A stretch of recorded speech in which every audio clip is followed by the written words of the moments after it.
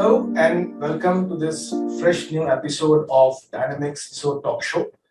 That is where we get both national and international experts on cybersecurity to talk about various contemporary issues that are important, vital, critical for the professionals in the cybersecurity domain. Um, Today, I have a very special guest. He sits overseas, but he's a native Indian. He's a native Gujarati. Um, but before I introduce him, let me just introduce the topic that we are going to talk about. So breaches are now common occurrences. Organizations of all genre have to live with those breaches. However, breaching an organization is perhaps just the first step of a cyber attack. And all the steps from recon to exfiltration, known as a cyber attack kill chain, then create a lethal impact on an organization. The average execution of all steps of a cyber kill chain is an average of about 200 odd days, if I'm not wrong.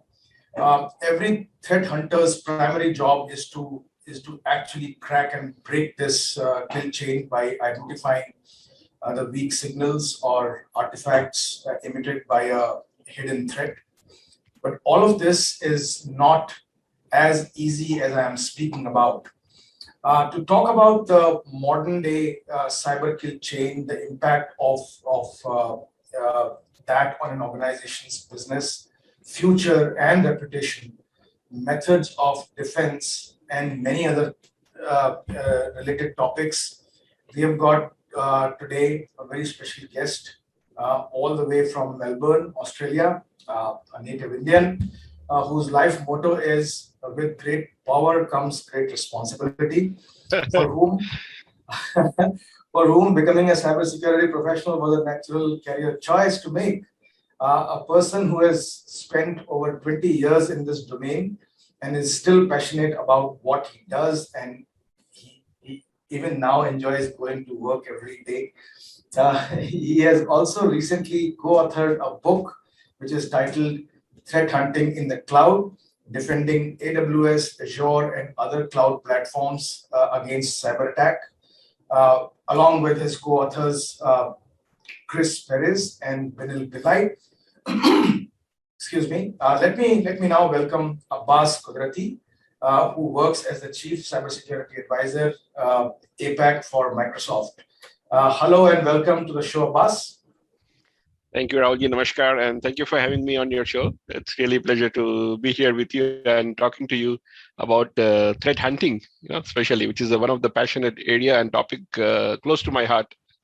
Absolutely, and we are all ears listening to your experiences, your solutioning, and also about the book. I mean, tell us something about your passion as a cybersecurity professional, and what inspired you to co-author this book. Yeah, absolutely. So it's a long story actually. I have been started my career as an IT professional. Typically 22 years back, if you talk about, there was nothing called cyber or security as such. Everything was just IT, plain vanilla. Network, novel network, Unix, and our Windows NT and Windows 3.5 during those days. So that's where I started having a passion about IT and breaking and cracking things, fixing printers and fixing servers and installing Windows NT operating system. But one fine day, one of my server was hacked where I was working in Hyderabad during those days. And one of the file servers was taken over by a hacker. And I realized that I think there is something missing in my career. I am good in creating the network and managing it, but I don't know how to secure it. So that's where it triggered my passion. Okay, I should learn about security, enough of managing and creating things. I need to know how hackers hack and how I can defend against those hackers. So that's where curiosity took place, and I moved my career and become an ethical hacker and started working for companies like KPMG and EY during those days. And after pen tester, started learning about the risk management. So when I was doing pen testing part, I mean, the obvious choice was how do we hunt for the threat? as a pen tester, we know, okay, our job is to crack a system or identify the vulnerabilities and report those vulnerabilities to the CISOs or the IT head who are managing and monitoring those network. And uh, 15 years back, the evolution started from firewall monitoring and log analysis and started taking place something we call security operation. So that was the first thing people was talking about. Okay, you have a good team of IT, you have a network, you are monitoring the logs mostly from troubleshooting, but you're not doing monitoring of log from the analysis point of view. What's going around from security? Are you getting a DDoS attack, or is somebody trying to attack your identities? Are you getting a brute force attack? So people thought, okay, the next evolution is security operations center. Let's implement SIM. We talk about old SIM such as ArcSight 15, 20 years back, and then many other players came into the market, including Symantec and McAfee and Trend Micro and many other players started talking about. So the next phase of moving from SOC or a security monitoring system is very reactive. So when you operate a SOC, it's very reactive in nature. You get the logs into your security operations center systems, you have a SIM solution, you go and analyze and try to correlate the data. But everything is very, very reactive. It's nothing is proactive. The next phase came today that because of such an increase in cyber attack, we are seeing almost 1,700 companies being targeted against ransomware on a daily basis. We are seeing 2,000 plus password spray attacks on a daily basis on the identities. So the threats are very, very, very much real, and it's continuously increasing.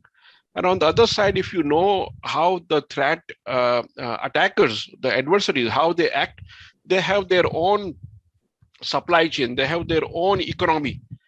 They work in a very collaborative manner. Somebody, you can go and buy a ransomware as a kit. We call it RAS, ransomware as a service.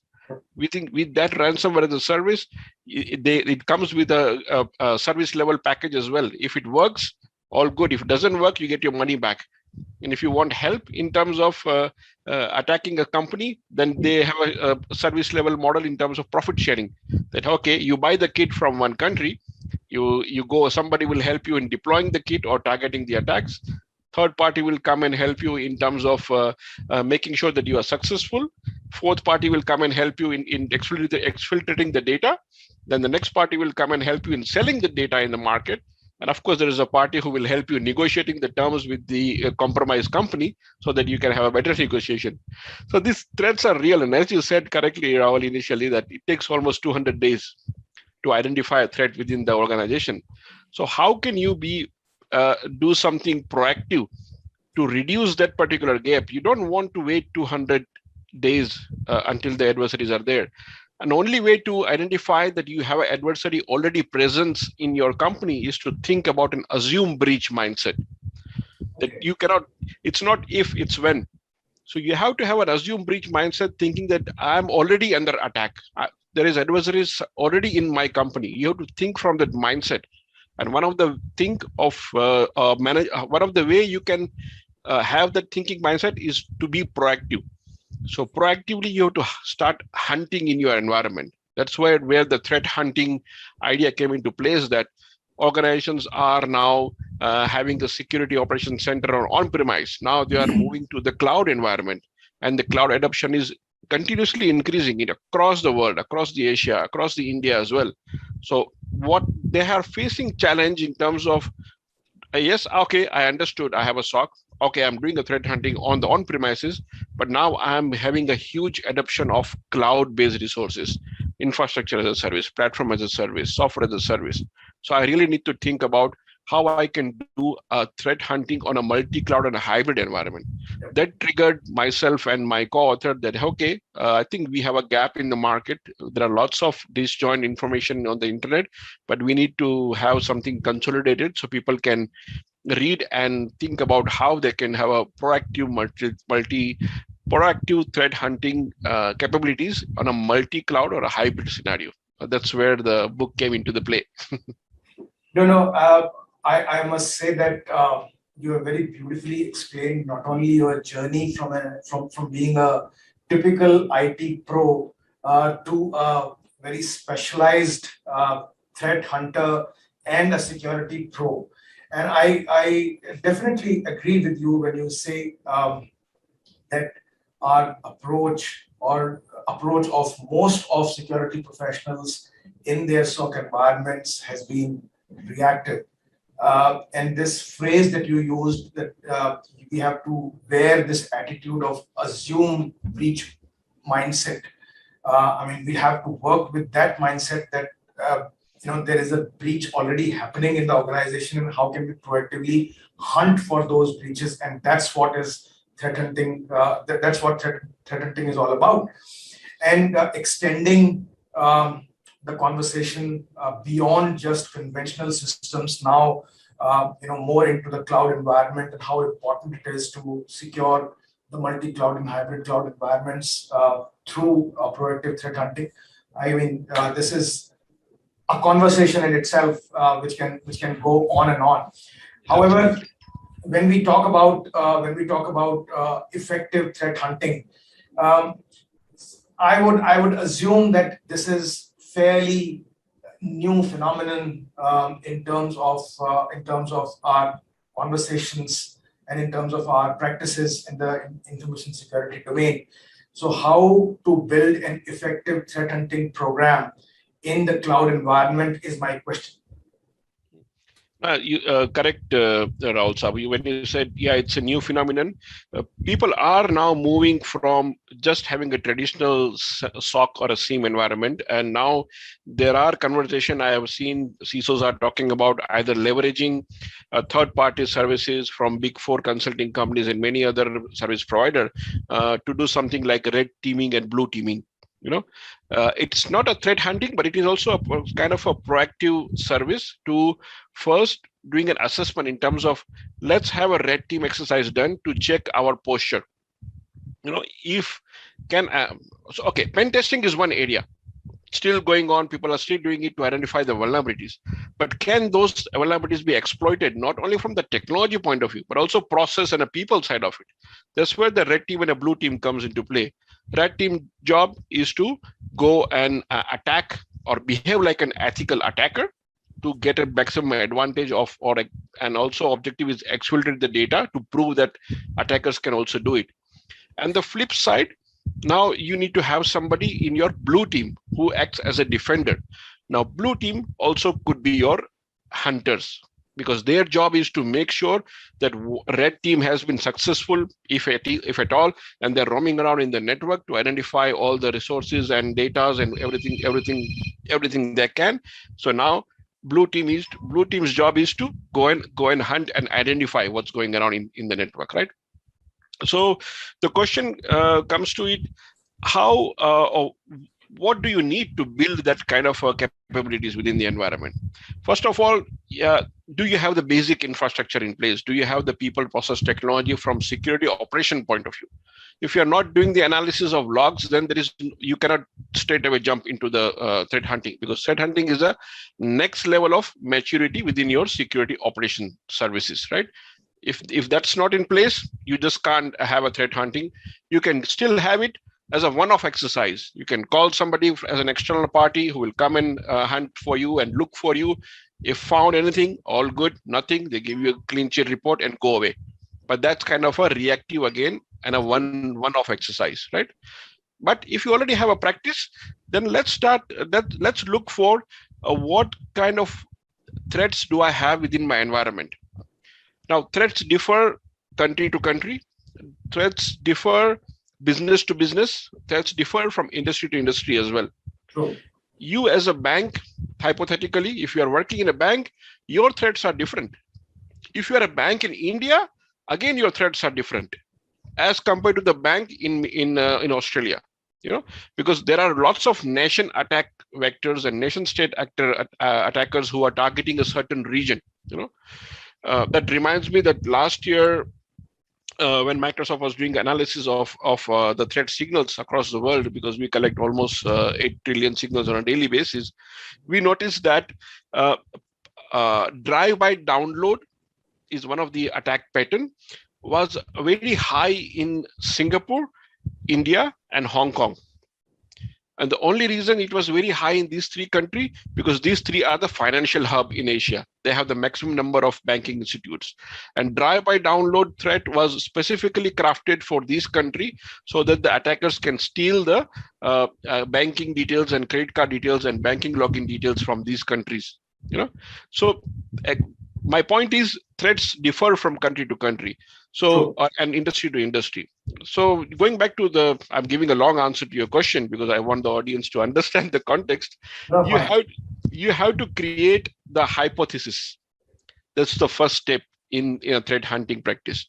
You have to create the hypothesis based on the industry you are, based on the geographical you are, and based on the data what you have. So go find your crown jewels.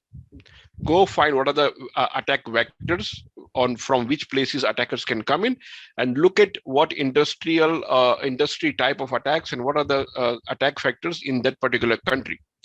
And then you build up those hypotheses and create the use cases or hunting queries. Say, okay, these are my crown jewels. I want to protect them.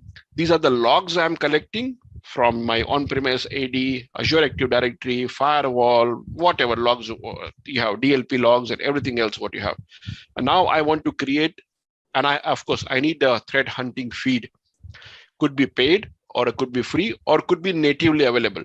That was one of the objective of my book, that there are native capabilities available from multiple cloud service provider. We talked about Azure, we talked about AWS and many other cloud service provider as a part of my book.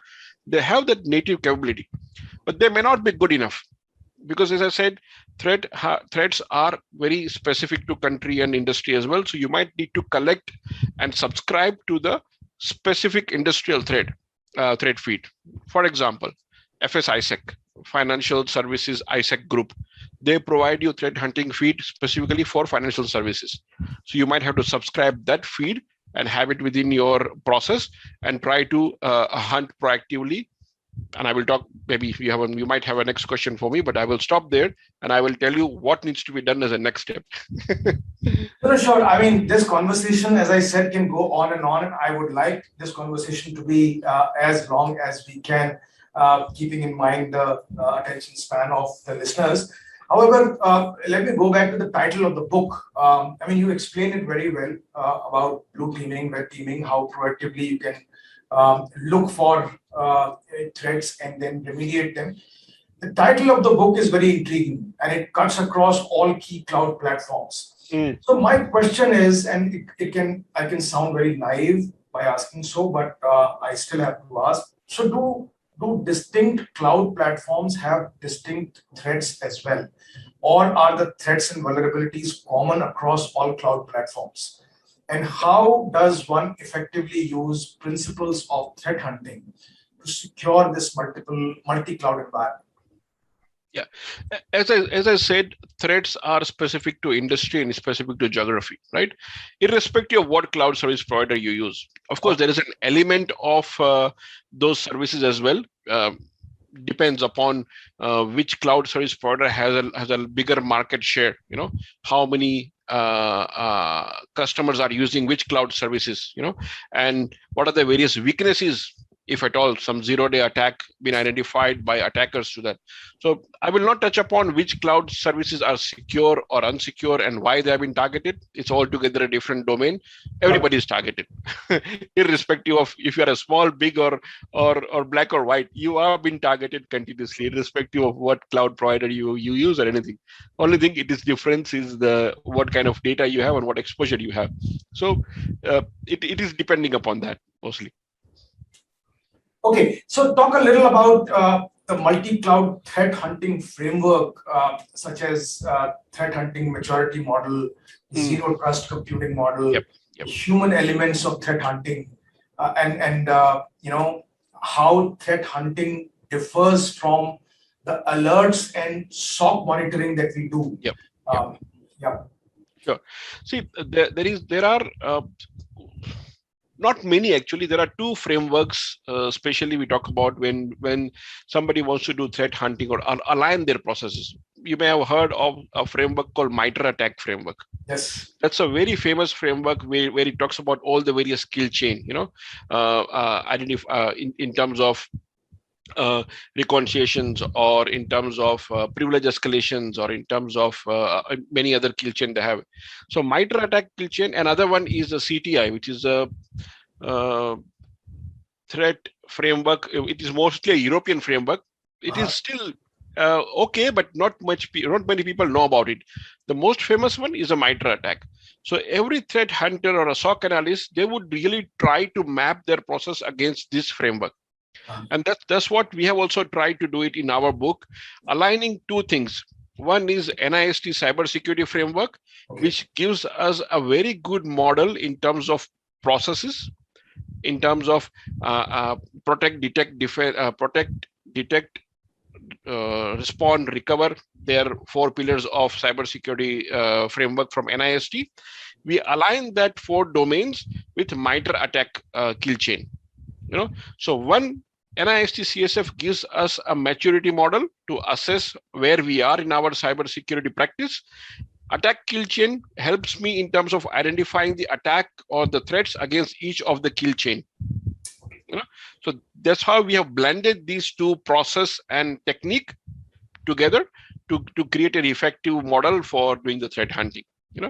And I already covered in terms of alert and all. You should have a basic SOC in place. You should be ingesting the correct amount of logs and alerts in your environment so that you can create that kind of you can call it automation playbook or a run book or a notebook. There are many different definitions of what it is, but at the end of the day, it's nothing but creating an automated script to go and hunt for a specific IOC, which is indicator of compromise.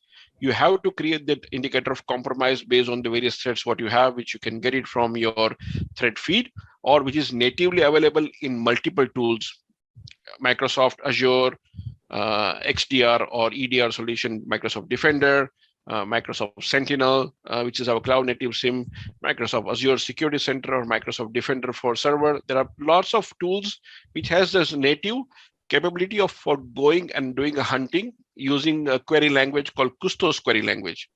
Similarly, AWS also has their own tools like Guardrail and many others, which also can be used in the AWS environment to go and hunt for it. And you can create a framework to go and hunt in multi-environment. Could be on-premises, could be Microsoft, could be Azure, using the same process, NIST CSF, MITRE ATT&CK kill chain, using the query language, identifying the IOCs, and look for those hunt proactively in your environment. And using automation as well, because that's something is the next step. After you've done the initial process, you need to automate things so you don't burden your analyst for doing query manually. Once you create the script, automatically go and hunt, get the results, do an analysis of that. Great. So, I have a very kind of slightly different question here, and that is about the capabilities within an organization.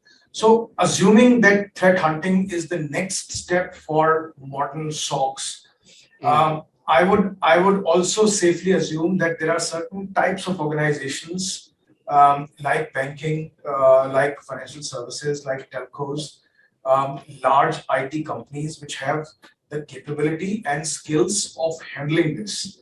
However, there is a fairly large chunk of organizations which do not have the capabilities, do not have the wherewithals and the budget for such a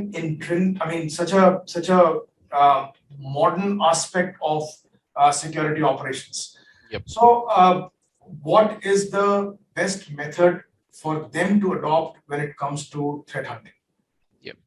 2 or 3 ways you can do it, and I get it very well, because we have a huge shortage of, first of all, skill set. So many open positions in the market, and we are not able to find the good candidate. So it's always going to be there.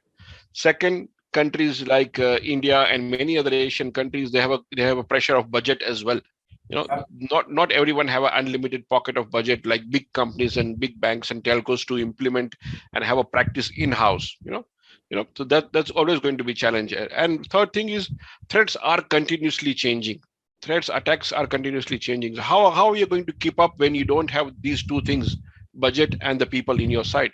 That is where you can take two best approach. One, this is where the managed security service providers comes into play.